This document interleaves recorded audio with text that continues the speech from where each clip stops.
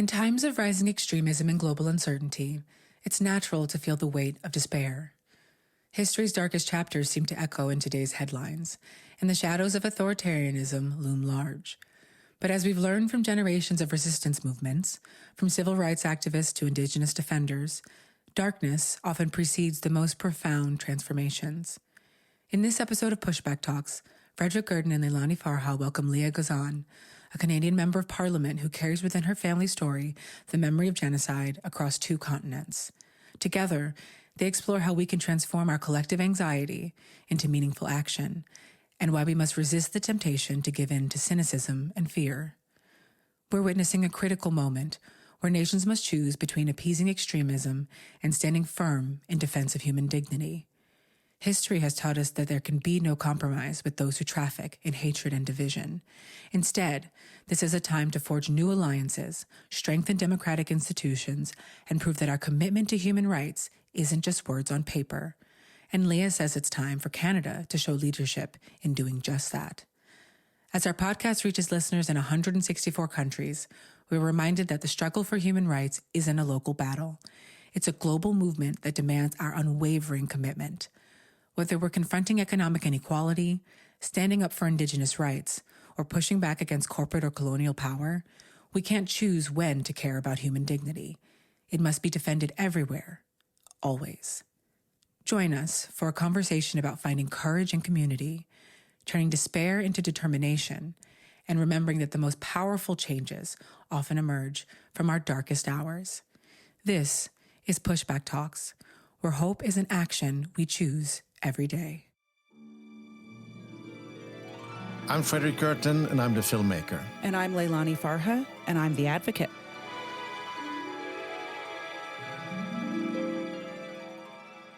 And this is Pushback Talks back again. And nice to see you, Leilani. Likewise. We are living in a very interesting world, going crazy. So we have a little bit to talk about. It's a very good moment, I think, to make a podcast called Pushback Talks, because it is time to push back. Seriously. And I just checked that we now have audience in 164 countries, which I think means that we are doing something that has a global interest. Absolutely. So let's keep talking about important things. Okay. And tonight after this I have to run off because we have a big showing of the Oscar-nominated Israeli-Palestine film called No Other Land. And it's sold out over the top, so it will be a very interesting evening. I've had the opportunity to see it, and to everyone out there, everyone should try to see this film. It's just breathtaking, let's put it that way, in so many different ways, and it is a very interesting piece of documentary film as well. Yeah, and as I do documentaries, I think at this time in history, documentaries are a part of a global resistance movement. So it's really important to support independent film by, watching them on TV, watching them on cinemas, talking with your friends about them. I think with the guys like Trump and Musk, they want us to talk about their stuff, and we need to talk about our stuff. And that's what we're going to do today, because we have an amazing guest who's a friend of yours, Leah Gazan. She's a member of the Canadian Parliament from Winnipeg. And when I checked, she won the election with high numbers, much better than any other candidate. And she represents the NDP, which is, I understand, like the Social Democrats of Canada. But that's maybe a way of seeing it. Leah, welcome to Pushback Talks. So great to be here. Thanks for having me. Welcome, Leah. Everyone, Leah is a rock star, and you're going to get to know her now. So are you, Leilani. Take that. Yeah, Leilani is also a rock star, but it's nice for me to have 2 rock stars from Canada in the same show. And Leah, your history is amazing, because you have a heritage from 2 different traumas. One of being a granddaughter of a Holocaust survivor, another one of being from the indigenous nation of Lakotas. So you are in the midst of 2 of the kind of most important global issues right now. Of course, the the war in Gaza, but also the indigenous people who are in the kind of front line of almost any environmental struggle at this time in history. So welcome. And we have, of course, we have to start. You know, you have these neighbors south of Canada going crazy. What do you think about it? Well, I mean, part of learning about history is that we don't repeat the same mistakes, right? You know, in terms of my family history, coming from genocide in two different parts of the globe, you know, I grew up in a family with a father who had a very deep fear of fascism. And, you know, just the kind of intergenerational impacts of seeing Trump elected, you know, the rhetoric happening. I mean, we're seeing history repeat itself. I think it's also important to understand that, you know, at times of great despair, and I think a lot of people are feeling this despair. A lot of people are feeling really scared right now that we don't feed in to the hate and rising extremism. And I actually pulled out a quote for today by a fellow named George Lakoff. He's an author. He wrote a book called Don't Think of an Elephant. And he was talking about like right-wing communication. Well, when you say don't think of an elephant, what do you think of? You think of an elephant. Trump's an elephant, you know, and he's always trying to take up the media cycle with his hate, with his clear disdain for international law, for his clear disdain for human rights. But this is what George Lakoff said, and I just thought it was so wise, and it's kind of allowing me to center myself, and I hope that for listeners out there, it also helps center them as we are going into a time of resistance, a time of movement. We are. Yes. Yeah. He said, how to keep democracy alive in 2025. Be brave. Avoid helpless, hopeless talk. Authoritarians want you to feel powerless because it makes their work easier. Courage, faith, and optimism are essential. Fascism feeds on cynicism and pessimism. Starve it. So that's how I feel. I feel that we, you know, one of the things that I know as an elected official is the power of people and movement. And I think that we put too much capital in elected officials and people with title. And we don't put enough capital in people and the movement, because it's the movement that guides politics. It's the movement that shifts policies. And we've seen many examples historically, you know, where people rose up and pushed back. Vietnam War, the Civil Rights Movement, the American Indian movement in North America, the Battle of Little Bighorn with my own people, with Sitting Bull and Crazy Horse back in the day, pushing back against General Custer, who was trying to eradicate my peoples, the Lakota peoples. You know, at times of great despair, it's time for us to use our voices, whether it's poetry, writing, art, being on the front lines, just stand up and take action. It's cool you mentioned this, that we can't go cynical, because if we do, our cynicism are the fascist best friends. So, and I made a film that is recently out called Breaking Social, which actually contains exactly those sentences. I will send you a copy, because it's great. It's the Dutch historian Rutger Bregman who is saying that in the film. So and I know you probably read his book about utopia for realists. And anyway, I think Leilani and I talked before, and you say, okay, what do we take of this time in history? I think in one way, it's interesting because we now have a very clear-cut enemy. It's like an enemy who's not trying to look good, you know. It's like they are, you know, outspokenly evil, you know, and aggressive. And it's also, I mean, I can see, I mean, my neighbor country here is Denmark, which is also under attack from Trump. And so you can see the reactions here in Europe is that, okay, now this is too much, this is getting dangerous. You have the same reaction in Canada and also in Mexico. So I think in some way, the US, together with Israel, are isolating themselves. So in some way, this is an opportunity to find new friends, isn't it? Absolutely. And you know, history repeats itself. You know, we know you can't appease an extremist.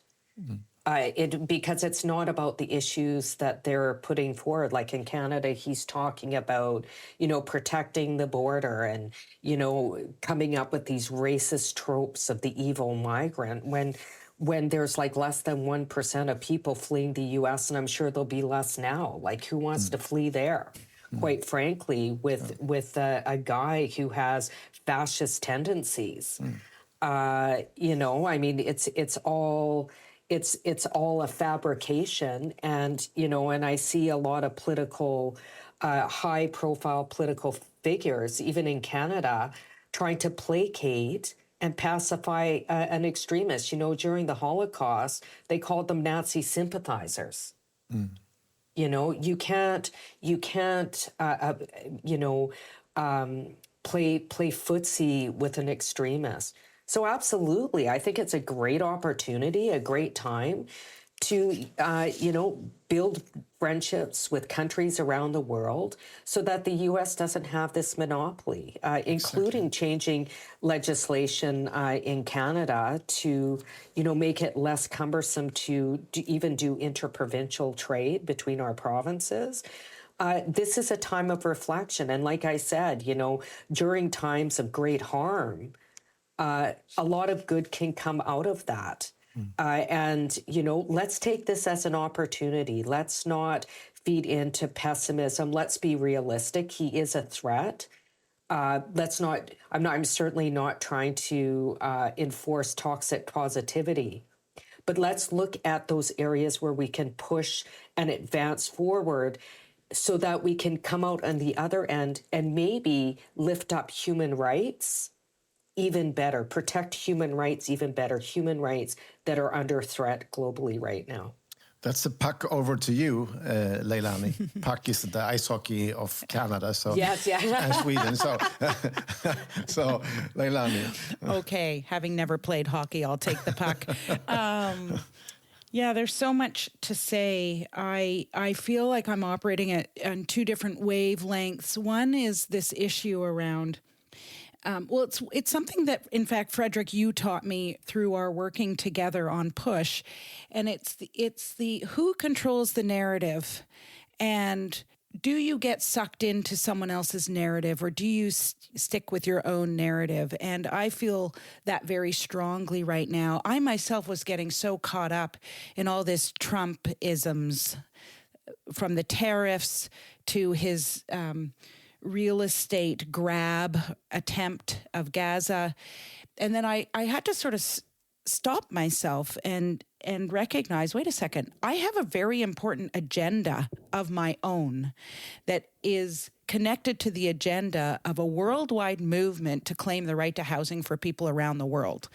And I have to just keep on my agenda and raising the voices and experiences of people who need rights protections desperately. And so I have that happening, you know, on one level with myself, but then on the other, I do have despair that Leah talked about. And I do derive some hope, I don't know if it's the right word, but that we can start making connections where we haven't made connections before, that this is an opportunity. So I do look at despair that way as, okay, I feel isolated and we have to overcome our own isolation. One of the things that Francesca Albanese said, she's the UN Special Rapporteur focused on the occupied Palestinian territories.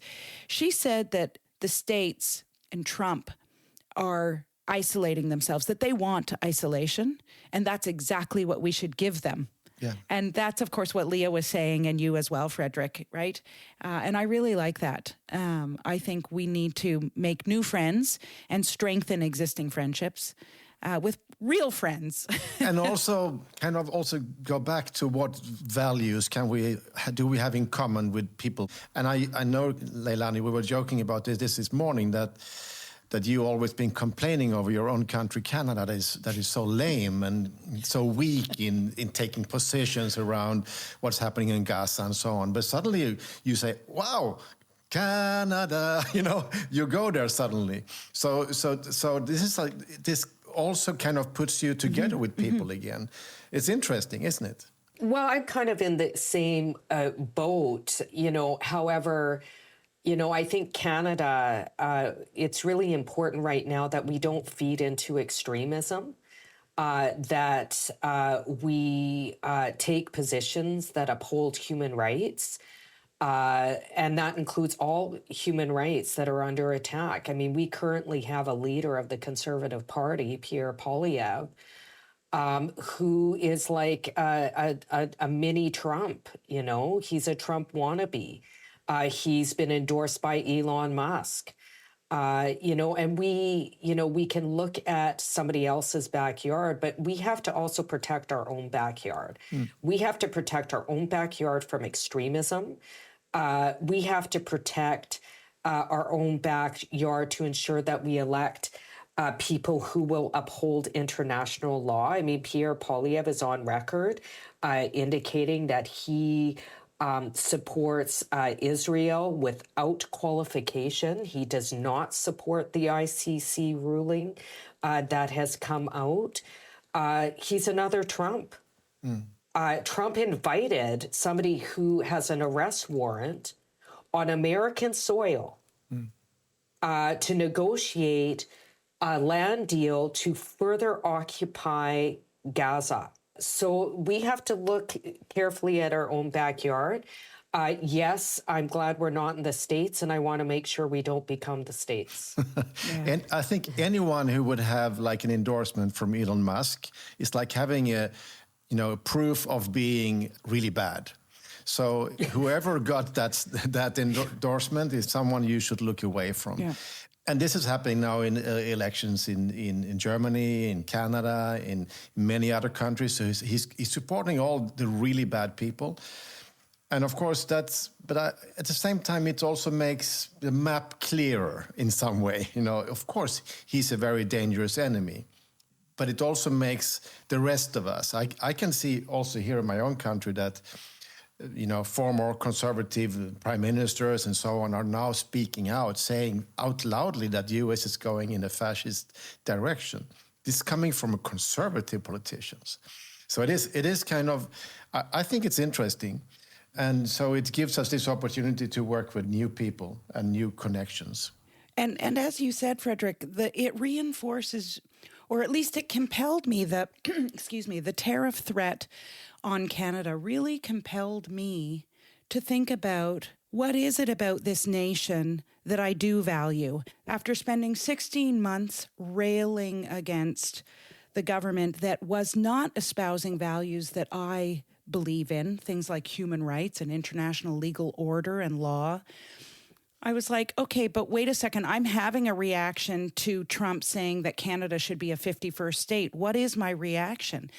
And there are things that exist in this country that I do want to defend, and they are values. We have a Charter of Rights and Freedoms that I believe in, even if it's not always implemented in ways, that I would agree with. We are supposedly strong members of the ICC, the International Criminal Court. And that decision that Leah referred to, what it said that is so important that Canada has not shied away from, is that the occupation of Gaza and the West Bank is, 1, an occupation, and 2, is illegal, and 3, Israel must withdraw immediately. That's what that says. So I started to think, oh my gosh, there are things that I like about this country. We also do have universal health care, even though it's broken. And there are other things, right? So it is an interesting moment to, as you say, strengthen friendships, make new friends, but also reassert, as Leah was saying, those values that are like, look at how lost we are without those values, right? That's where we are right now. We are lost without a framework, a set of basic values. And that's why we also need you, Leilani, with your very straightforward human rights approach. You taught me a lot also about that. And you teach the world about, because the whole world is now talking about housing is a human right, thanks to your work. Is anyone listening? Yes. Is anyone listening? I think Leah is listening, and I can see in all the proposals you put forward in the House of Commons in Canada that you have a lot in common with Leilani. Yes, well, I'm a big fan of Leilani because of the very clear positions Leilani always takes on human rights. And I think that's what's happening right now. You can't pick and choose when to uphold human rights. That's a slippery slope. You know, my father, coming out of the war, there are certain things that stick with me in terms of like guiding principles. He said, when you start talking about who to leave off the boat, you have to stop the conversation right there. You know, in Gaza, they've, totally flattened Gaza and forcibly removed people out of an area around the world. And I know, Leilani, you do a lot of work around it in encampments, people that don't have a house now just, bulldozing over encampments. You cannot pick and choose when to uphold human rights and when to not. Like, look at reproductive rights, reproductive justice for individuals requiring safe, trauma-informed abortion care. Currently, I'm at risk in Canada in terms of access. It's one thing to talk about something being a human right.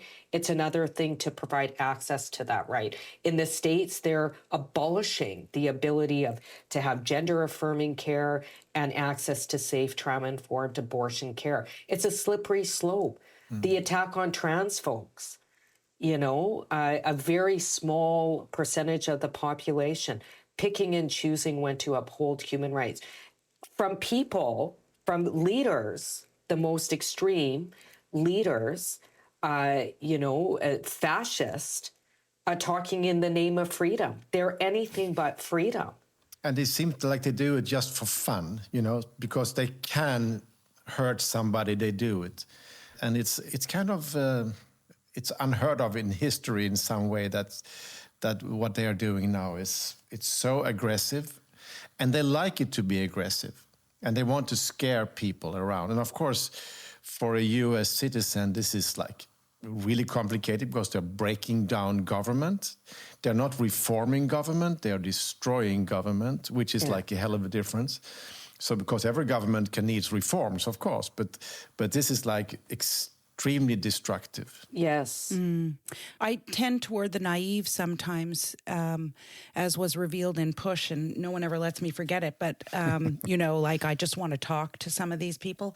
But in any event, the other day I was making my lunch and I was thinking, imagine being someone like Trump or Musk or even Mr. Poilievre, where what's really motivating you is being mean, cruel, creating hate, divisions, etc. And then I thought, imagine being the leader of the free world, as they call the United States, and taking all of that energy and all of those resources and putting them toward social and economic good and human rights and well-being. I was thinking, oh my God, like, I can't imagine being someone who has so much power, so much wealth, so much might, and using it for such negative things. And so, anyway, it was just a moment of wishing, I suppose. I think that's kind of because the natural thing is to help each other. And its natural thing is to try to do better, to do good.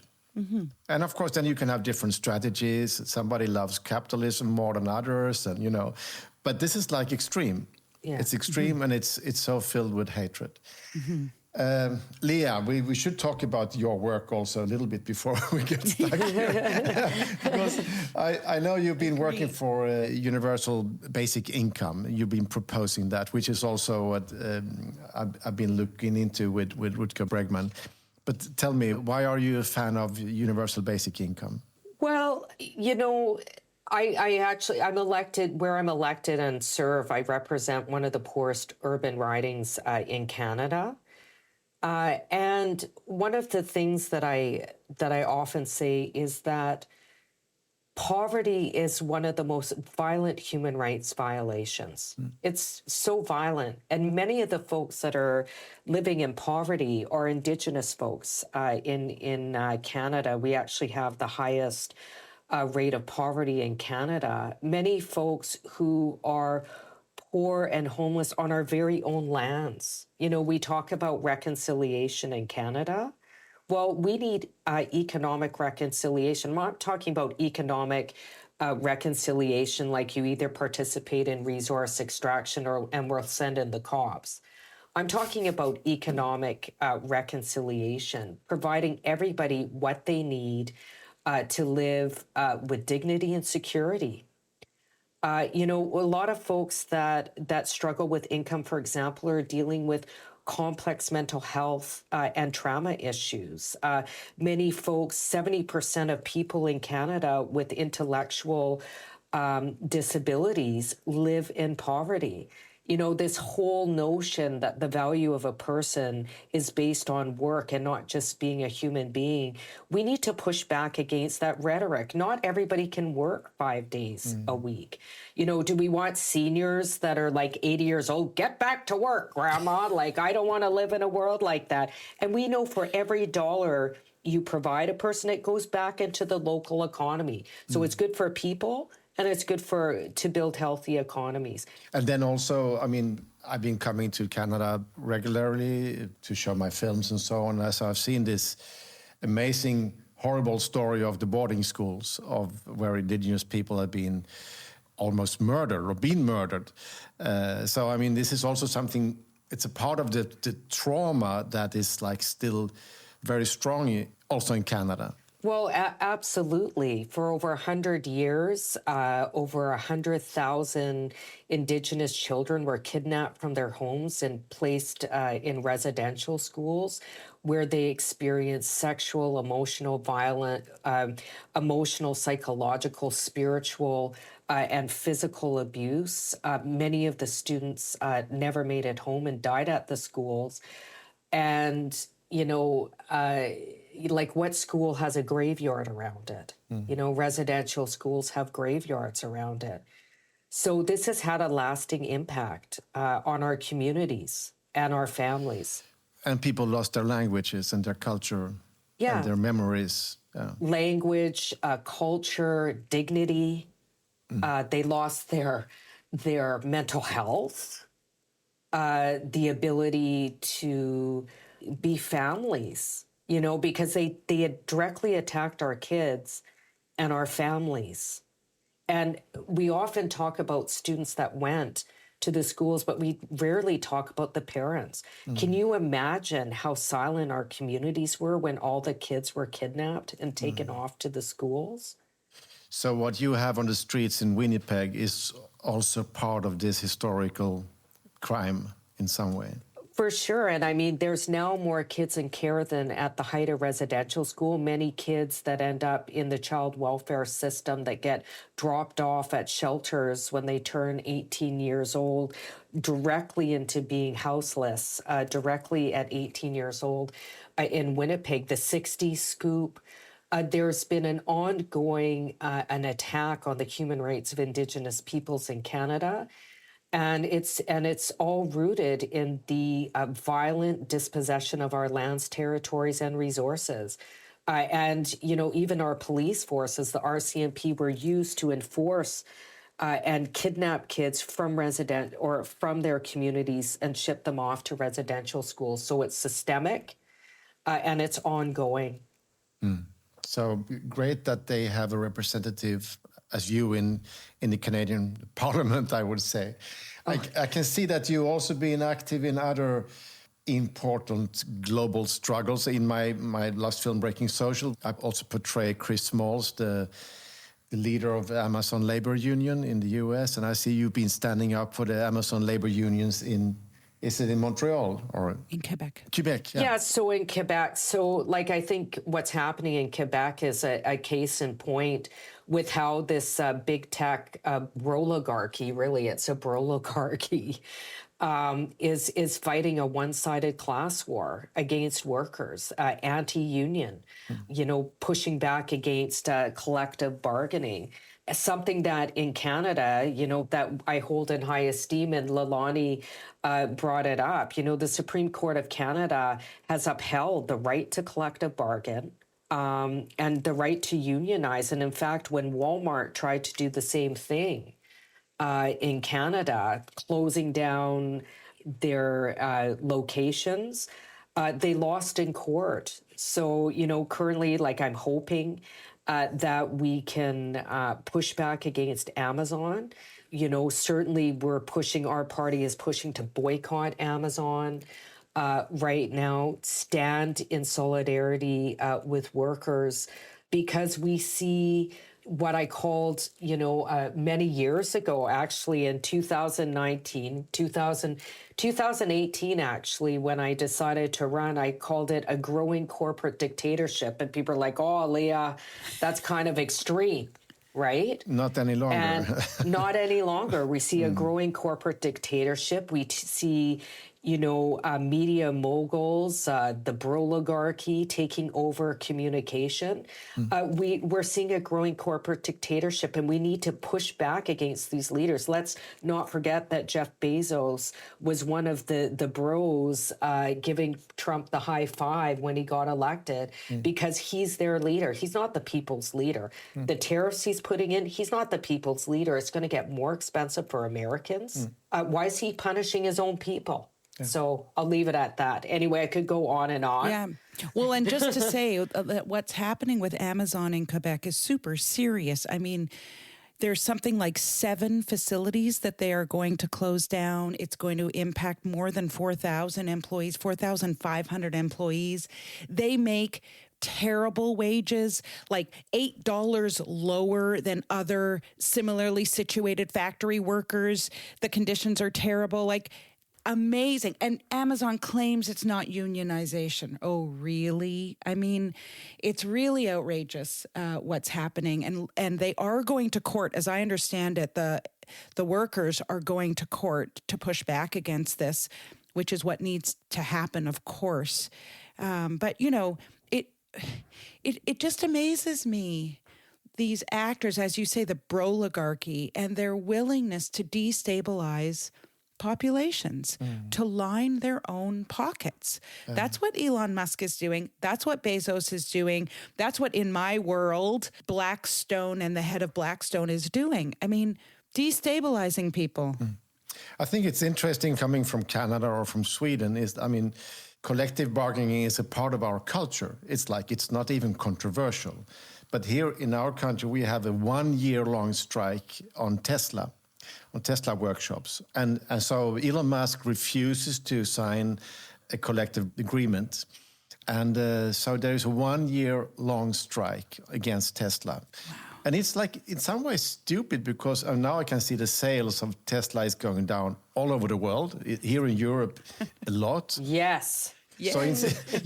So it's for the people, the innovative people working at Tesla, it must be frustrating to have such a poor leader, So it's a strange situation. But the positive is that we now have clear-cut enemies. They're not good in any aspect. But I think that shows the power of people. Yeah.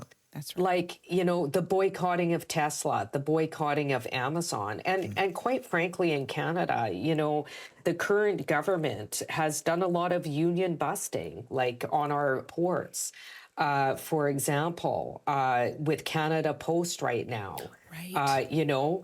Putting off negotiations till after the election kind of thing. And, doing kind of backdoor, forcing them back to work, finding ways to force workers back to work, weakening the power of the workers and unions. So, like, we have to stand up and protect these human rights without question, without qualification. We can't pick and choose when we uphold these rights. But I think it also shows the power of people. Let's support Canada Post in Canada instead of Amazon. Let's boycott Tesla. Let's boycott. I grew up in a family. I spent most of my life boycotting, and I'm doing it now. Oh, you don't have a Tesla. I have a beautiful bike, I tell you. Yeah. It's very old though, but it's so interesting, Leah, what you just said about, like, you grew up boycotting, and I certainly grew up in a family of boycotting. I mean, we're making all sorts of linkages on this particular podcast, but the boycott, divest, sanction movement with respect to Palestine has been so maligned, and I mean, there's been legislation and motions against it, including in Canada. And now suddenly, I think a lot of the world is waking up and saying, these guys created this economic world where the brand is powerful, et cetera. And so it's one of the few tools we have is to attack the world they created by using our power to say, no, I'm not going to use Amazon, and no, I'm not going to buy from this country or that country, et cetera. It's I'm loving the moment, because I have long been a BDS supporter for sure. And I'm just seeing now everywhere boycott. I mean, the first thing the different provincial and territorial governments did in Canada around the tariffs, they were like, boom, we're taking American alcohol, especially from the red states, off the shelf. So, and a lot of the companies that I'm now boycotting in the States are the same companies as Israel with the BDS movement. Yes, exactly. Yeah. Exactly. Yeah. And the circle's complete. Exactly. So we have a pushback talk, a podcast with two boycotting rock stars. It's nice. I'm happy. But, Fredrik, wait, I have one more question for Leah. One more question, and she may or may not want to answer, but I'm going to ask. In this country, we will have an election in the spring, most likely. Have you decided if you're running again? Oh, I am running. I've been nominated. And I'm actually door knocking this afternoon. Fantastic. Yes. That's good to hear, and your constituents will be super glad. I hope so. We'll find out on E-Day. Exactly. Always.